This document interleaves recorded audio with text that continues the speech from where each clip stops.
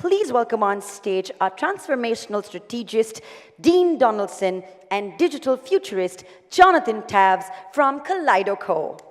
We are on a beautiful beach, and we all had that promise of the work-life balance where, you know, we could just chill most of the time. I know that I still am getting calls at all times, and since I'm from Los Angeles, I'm getting calls in the middle of the night from my clients and from others, so we're just always connected. And, you know, I mean, yeah, but Jonathan, let's be honest, it is pretty cool, right, to come from, what, Hollywood here to Bollywood? I mean, that's just like, you know. Dean, like, let's get, what is it, the Hollywood Film Association to the Indian Film Association. Yeah, sure, Get okay. up to the Politically times, right? correct, yes, right? okay, right. Okay. Right. So, you know, yes, moving from that, like, we were looking at what's going on in India, and we're blown away by India's media outlook. You know, on one hand, you guys have had twice the digital growth of anybody. Some even say 4 times faster growth than any other market in the world. That's, like, that blows me away. So, you know, and that's with penetration where you're not even hitting 60% with internet yet. So once that grows, you guys are on fire. You're blowing up. It's very exciting. But I really want to know about the technology. And for me, what was really interesting is that this programmatic. I mean, this place is about to explode with targeting. And it's quite interesting from the rest of the world where perception is the fact of, well, maybe India's a little bit further behind. I don't think it's true. I mean, you are now, what, 55% in the very next couple of years of mobile revenue. And the whole world is looking at this place right now because this is where, what, the next 100 million Netflix users are going to come from. We're going to see a massive amount of change over here. So for me, this is amazingly exciting, especially when we consider the mobile activity over here. Yeah, I mean, looking what Geo did with making 4G accessible to so many more people. Like, I want to get the deals that you guys get here, pricing for 4G. That's insane compared to what we get in the West. And to be able to hit 500 million internet 500, users. that's 500 million people on mobile. I mean, these are sort of figures that really excite us as technologists, to see where we are in terms of in India right now. But Jonathan, I want to go beyond that. I want to take this way out in terms of what's next. So what is next? Where are we going to go with this? So look, you know, we're still dealing with dashboards. You know, we're seeing that stuff like the programmatic you talked about, and, you know, the big data and all those touch pieces of technology. But what really we want to focus on is people. You know, that's where the future lies, is in the people. So who knows what technology is going to come around to really help meet the needs of the people, but that's where the real excitement is. There's things are happening so quickly right now. It's trying to understand where this stuff is going on. You know who's not getting too old? That's Generation Alpha. Right. So when you think about it, these people, they're going to grow up. They'll never use cash. Okay? They already know how to use a touchscreen by 2, and they're all going to have a best imaginary friend named Alexa. Here's something really interesting to think about kids today. And this is not scientific by any means, but my wife is a kindergarten teacher in Los Angeles. So in LA, we start kindergarten about 5 years, okay? And of her 24 kids, 84% of them, 20 of the 24 kids, didn't know how to do the simple thing of holding a crayon or a pencil or using scissors to cut something. And there's one reason for that. What's that reason? Yeah. The swipe, you know? Not swipe right, swipe left. They're not using Tinder yet, but that's how they're knowing how to work with the world. Right. So does that mean, Jonathan, I get to talk about robots now? You get to, yes. Who here thinks robots are going to take over the world? 1, 2, 3, okay. A few of you. The rest of you are pretty damn confident, right? All right, let's see how you are at the end of this. Okay, so have you seen this? Have you seen Boston Dynamics? Every time I turn on Facebook right now, somebody is posting yet another crazy video of Boston Dynamics. I mean, you see this stuff, you know what? I mean, they're jumping around, they're doing backflips, they're doing all sorts of stuff. I can't even catch that much air. I mean, this is very Terminator, isn't it? I mean, let's be honest, these things. I mean, I'm not even sure I could do that with my back at this stage, even after that massage yesterday. It's good form, good leg, yeah. But you kind of think about it from an industry perspective over the last 50 years of what we've seen, especially in things like logistics and manufacturing. I mean, here's an interesting stat. They reckon now that if you put a robot in a factory, it takes 195 days before you get your money back. I bet you when you employ somebody in your companies, it probably takes you 6 months to train them, to really get money out of them and get them effective. And then they're probably there for about a year, And then after the next thing, they're spending the next 6 months looking around for the next job, right? That's the reality where it is. And yet you're talking about in a robotic situation where you get your money back after 6 months, and guess what? They never get sick, they never take holidays, they don't want maternity pay, they don't want all these different things. And this is why it's driven manufacturing into robotics. But Hello, can I get your order, please? this isn't just Would you going to... like fries with that?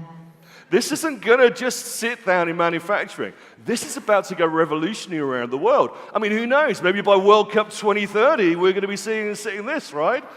Certainly what we do know by 2030 is that a third of us will have them in our homes. In fact, I make a prediction that the second biggest purchase you make after your house will not be a car, because they'll all be on some lease program. It's going to be a robot. That's going to be your second most expensive product to buy. I mean, if you sort of think about all the information in the history of the world, in the Royal Library of Alexandria, you know, sort of a couple of thousand years ago, we managed as mankind to get all of that information into a little device within 20 years. In fact, more information than we've ever had in the history of the world put together on a little box in your hand in little as 20 years. That's been the change of humanity in the last couple of decades, right? Right. So now when we talk about that speed of change growing exponentially, in the next 10 years, it's going to be about the packaging of experiences, the expressing of experiences. Again, I'm going back to people, humanity. That's what the big difference is in the next decade. Right, and I guess that's what explains when we start thinking about the digital age transforming into this whole idea of Industry 4.0, is this whole idea of bringing technology back around into a people situation. Yeah, connected, Right. Truly connected. But I mean, Jonathan, let's be honest, where we are right today, fake news. I mean, okay, you're the American. I mean, like, let's be honest. You've now got AI where I can sit there and take someone's voice, upload someone's sound file in less than 60 seconds and get them to do this. By a startup called Wirebird. This is huge. They can make us say anything now, really anything. Okay, and if you don't believe that, then this is really freaky because we all trust videos, right? And this is It's kind been of less than a basically week now what's happening since the with deadliest video mass shooting online. in American history. And foremost in all of our minds has been the loss and the grief felt by the people of Orlando. So we're able to sit there and take videos now, and literally within a real recording, I can get any politician anywhere in the world to say anything, and it'll be shared on Facebook, and we'll all believe it. Because you all believe in video, because you all trust in CCTV. Bomb. Night drop. Yep. Oh, are you walking off stage now? Seriously, Dean. The fact is, again, yes, there's issues, but it's also providing a huge opportunity for other companies to come up from nowhere. Factmata, that's all about looking at those videos, because everybody does somehow magically trust that a video is true, regardless. Factmata is going in and figuring out, using AI to discern what's fake and what's real. You know, so there's huge opportunities. Moving forward, you know. Okay, but I mean, what about video kind of production in terms of that sort of stuff? Again, I talk about assist, right? So Morgan is a movie that they were able to take the movie, they put it in through AI, and they were able to cut down from 30 days of man hours down to 24 hours. And I look at it as being able to set the table for you as a creator, as a producer of content, that things are going to be going through all that so that all you have to do is the last final touches. But you can now get copywriting done for $1 online. I mean, why even go to a PR agency when I can go to a system and put in like a little, say, write me a paragraph about this and pay $1? Okay, show of hands. How many people here have ever gotten a first draft from somebody that didn't need any editing? No hands are gone up. So Right. It proves my point. You can have this where somebody can say, I want an article about this, this, and this, and then it spits it out, and then you just edit. It makes my life entirely easy. And I don't have to worry about offending a writer for the fact that I hated what they wrote in the first draft. DNA and genetics. I mean, these are really relatively new technological concepts. And you see why the rest of us have all been sitting there and looking at smart TVs and media over the last 20 years. Real science has been trying to crack what really does understand the human genome problem. Part of the thing is they want to sit there and be able to identify diseases before they happen in order to sit there and eradicate them. You see, it took them 13 years to map the genes. It was 3 billion. And a global research team are working around the clock trying to figure out what is it that's our programming code. What is our lines of code of doing it. By the time we'd already got to 2009, when Steve Jobs was ill, he paid $100,000 to go and have his genome mapped because he believed that the greatest gift to humanity wasn't an iPhone, it was the ability to cure cancer. And he wanted to be a part of that process in order to sit there and actually develop something from a technological perspective that was going to make a massive difference. Now, in 2018, we could do that with supercomputers and AI in an hour. So what would have taken months to do before, and hundreds of thousands of pounds, we now do it in an hour, and guess what? It's less than $100 per individual test. It's amazing, but when you think also with that $100, it only captures a very small part of your genome for certain reasons. And there's a bunch of players that are already in the market. Each of them has a different thing that they're trying to get. So whether it's 23andMe with trying to do drug development, Ancestry trying to tie everything with genealogy, when you look at the numbers, before Q4 last year, when there was a lot more money spent on advertising these, there were 10 million participants. That was before the TV ads. If you look at Black Friday in the States, that Friday after Thanksgiving, just Ancestry sold 1.5 million Ancestry kits. Now, when you think about the numbers and the adding of that just means that they have a larger sample size, which means that they're going to get better and better and better. As I started to take it up a stage further, and I went online with my phone, and I uploaded my DNA. And I put it onto this website, which is kind of like Wikipedia, but they call it WikiTree. And what they want to do is they want to find the story of humanity, to find how every single one of us around the world is connected. And now my phone beeps at me, no kidding, every day and saying, new family members, new family members. Wait, so you weren't the only dork that did that? Exactly. I thought I'd be the only Muppet that would do something like this, right? Turns out that when I did this a couple of months ago, I was getting like 1-2 family members every couple of days. I could sit there and log in right now and see how many it is. And it just tells me here, how many things there are. I've had like 6 in the last 8 hours.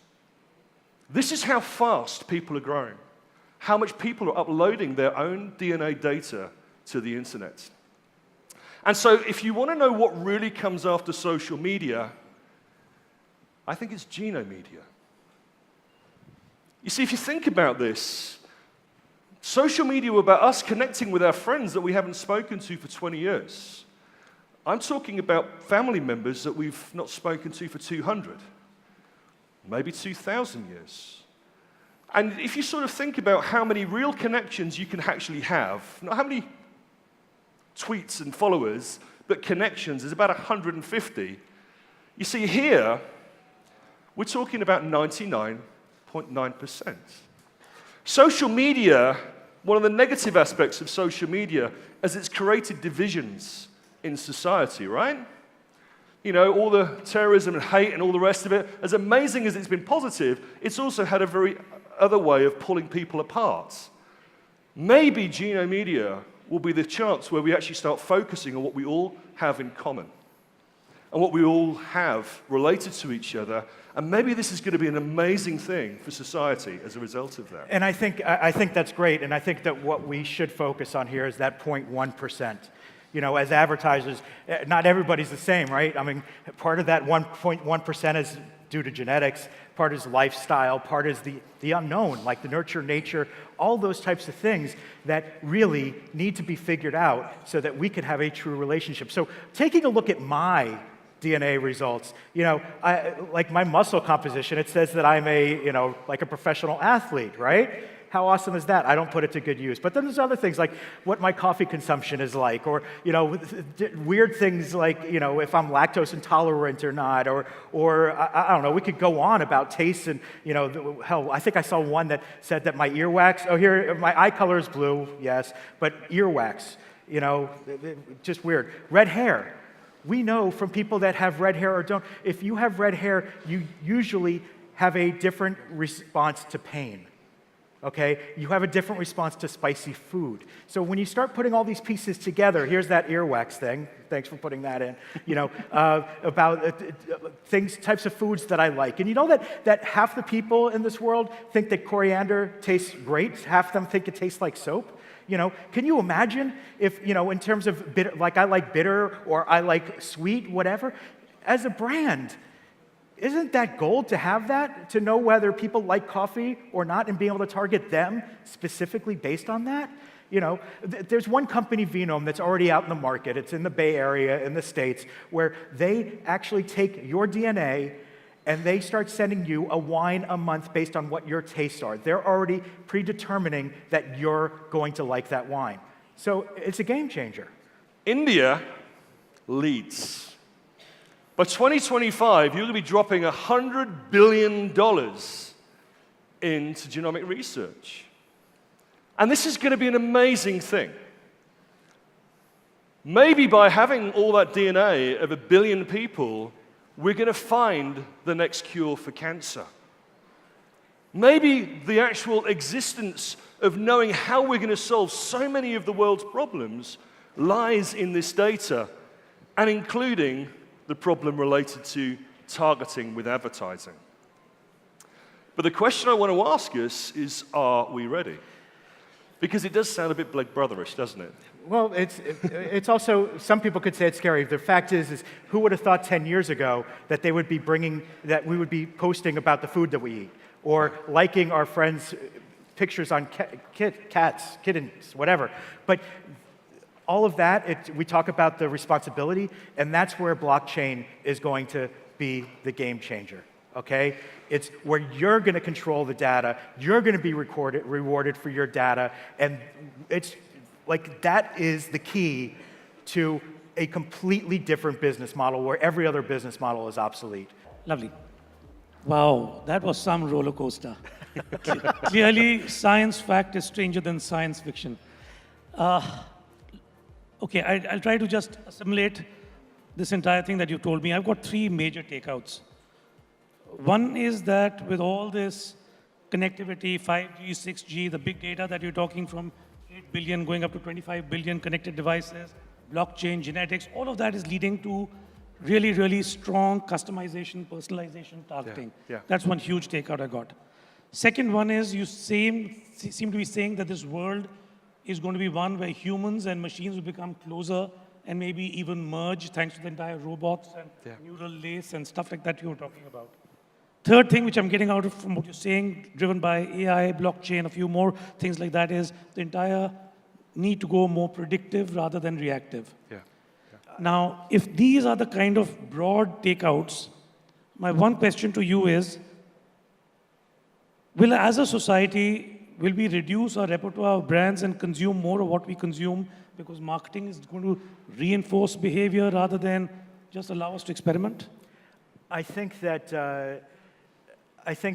we're already seeing that marketing is influencing behavior, and people are already in their streams of content that it is very hard to discover. You know, hell, if we're doing TV promotion of series, how many times have you seen some series after it's run for 3 seasons and, oh, I didn't even know anything about this, and this is something I would really like. So when you think about it, if we can predict what you're going to like, we're going to queue those things up for you ahead of time. So again, if we're centering on the consumer and what makes the consumer happy, well, then aren't we looking for the consumer to be happy? There's another way of looking at this as well. If we look over the last 20 years, we've seen a massive consumer shift. So first of all, it was environmentally friendly. Now we're seeing a whole thing about women's equality. It's a reaction against alcohol. We've seen a reaction against tobacco. I predict there's going to be a reaction against caffeine, carbonated drinks, meats, all of these different things. So society is what it's doing is we've exploded all these brands for the last 100 years with Coca-Cola and everything else. We're now seeing this complete massive change within a culture as people become more aware of their own selves, their own planet, their own reality. And I think into that situation, there is a branding challenge, there's a consumer change happening, and if you overlay that with something like Genome Media, where it's about we need to start working together for the sake of the planet. For the people. I think that, and for the sake of us as a species in a very technical world, where in an incredibly technical world, we need to become more human. I think that's going to be the massive changing thought process in the next 10 years. Just a follow-up on that is that at a broader level, will we, since your entire piece is all about people, it's all about, starts with our humans, will we as a people, as a lot, encourage diversity or shun it? So now you talked about, you talked about not only wanting to be with like-minded people, but being of I can answer that in one quick genetic I can answer that in one with it. I live in England, right? When I was a kid, it was fish and chips. Now it's lamb rogan Josh. I sit there every day and wake up, right, what are we having for dinner tonight? Is it Mexican? Is it Indian? Is it Chinese? Is it pizza? We embrace diversity within our cuisine, within our drinks, within our travel. Where are we going to go to? We don't just go back to the same destination. I want to go and see this place and this place and this place. That's the beauty of the world and of our culture as it's now. And I also think it's an assumption. If you find it to think that put it a different way, we're blessed that we're able to travel the world and meet a lot of amazing people that we would have never met otherwise. So if there is that connective tissue that can allow us to meet somebody and realize, oh my goodness, you and I, we get along great. Like, we talk about the same things. Like, yes, you might be a bigger fan of cricket than me, but still, there's a lot of things that we have in common. That's what we see the opportunity being. Fantastic.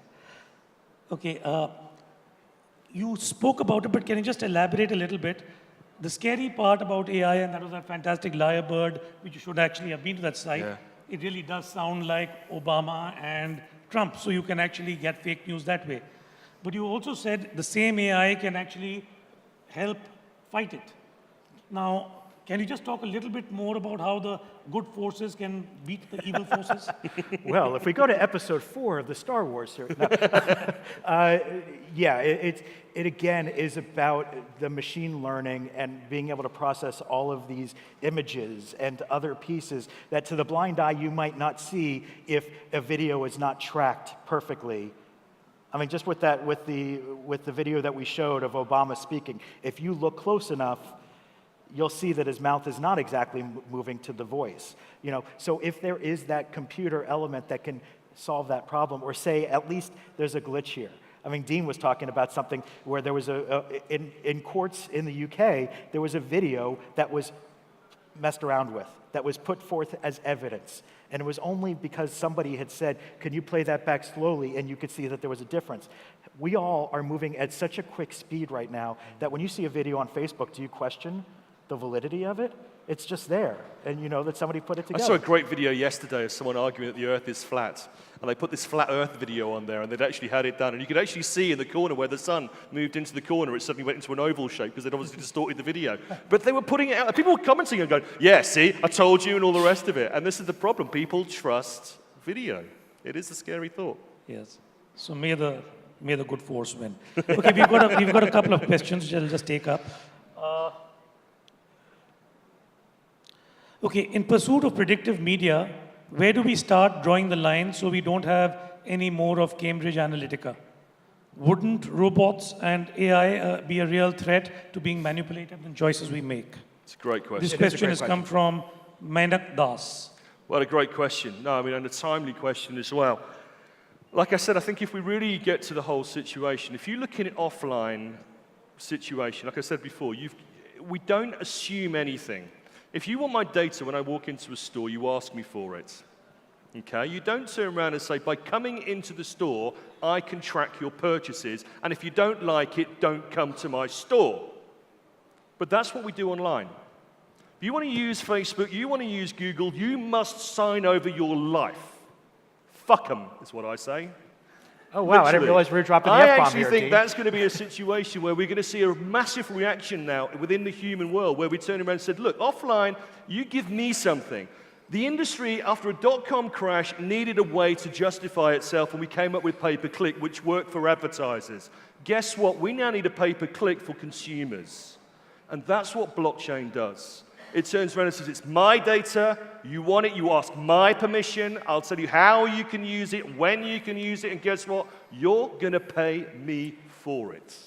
But the data I have is far greater than just whether I like something on Facebook. It's going to be my taste, my preferences, who my friends are, my family, my genetics. There's a great way of doing it. But you're only going to do this if we embrace the consumer and ask explicit And consent. empower the consumer. And empower them rather than doing it. And that's why I say there's that reaction. It's like we have to get to that stage in order for us to be a change. Here's my belief, is that the advertisers didn't trust that if they empowered the consumer, that they would be able to control what they wanted to control.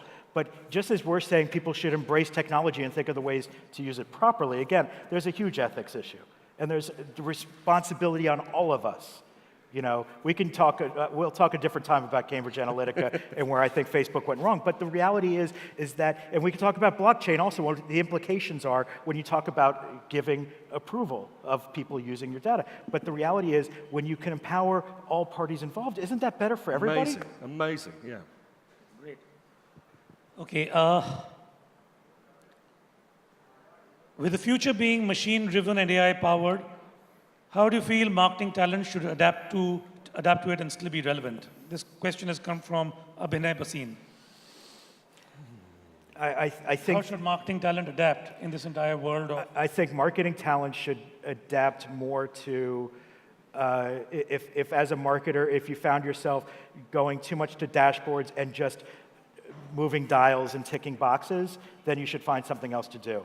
If you're a marketer who was creative and looking at how do I create the best experience for my consumer, and how do I create the best opportunity for my brand to express itself, then those jobs are not going to go away. They're not going to be automated. It's the button pushing jobs that are going to be automated. And if you ask me a question, if you want to know me as a person, right? If you spent 5 minutes talking with me and said, okay, what are you looking forward to in Goa? It's like, looking forward to great food, looking forward to a good massage, I want to go scuba diving. Right? And these are the brands I like. Like, if you actually asked me that question, you'd be like, great, Saturday, there's a great dive shop down the road, get yourself down there and go and have a diving thing over there. This is the restaurant you want to go to over here. This is the sort of stuff that you're interested in, and that jacket that you like is actually on sale down the road over there. If you had that information about me, you could start to work around my life and actually give me stuff that I'm really looking forward to and really would utilize. That's an opportunity for marketers. Yeah, so, I mean, if AI is all about relearning, clearly, AI can't do rewiring. So what is it that consumers can, or marketing talent can do, which rewires the game for relearning to take over? Right, it's sort of along what Dean was talking, it's about the connective tissue, right? You know, that's the thing with neurons. Neurons can rewire where AI can't. What is that connective tissue? What are the ways that marketers can look at how am I going to utilize technology to get a deeper understanding and forge a deeper connection with the consumer? And that's where marketers should be looking. Yeah. Lovely. Thank you so much. That was quite a blast. Great you have to choose between the two questions, which is the better one to get a prize. There was one question on the In Pursuit of Predictive Media, the Cambridge Analytica. We don't repeat. And the second one is how to make marketing talent more relevant. I like the Cambridge Analytica one. I like the Cambridge Analytica one as well. I think it was timely. Menak Das winning. Good man. Congratulations, Mr. Das. Please make your way center stage. You are the proud winner of 25,000 rupees brought to you by Yes Bank. Everybody else in the audience, let's be more cheerful. It's a bright, beautiful Friday morning. Come on. Congratulations. Thank you very much for asking the relevant questions. And yes, this is how you can win 25,000 rupees. The questions need to reach us via the GoaFest app. Thank you very much, Mr. Sakuja, for moderating these questions with Dean and Jonathan. Good. Well done. Gentlemen on stage, you have been so kind. Mrs. Sakuja, I'm going to request you to kindly hand over a token of appreciation. Mrs. Sakuja, a token of appreciation to the gentleman on stage, please. Thank you. I'll take this from you. Thank you. Thank you so much. Maybe please have the memento for Dean and Jonathan. Thank you very much. If you've loved this session, then I need to say no more. Ladies and gentlemen, let's have a thunderous round of applause. What a lovely, invigorating first session at the GoaFest. This is how we begin day 2. Thank you very much. Thank you.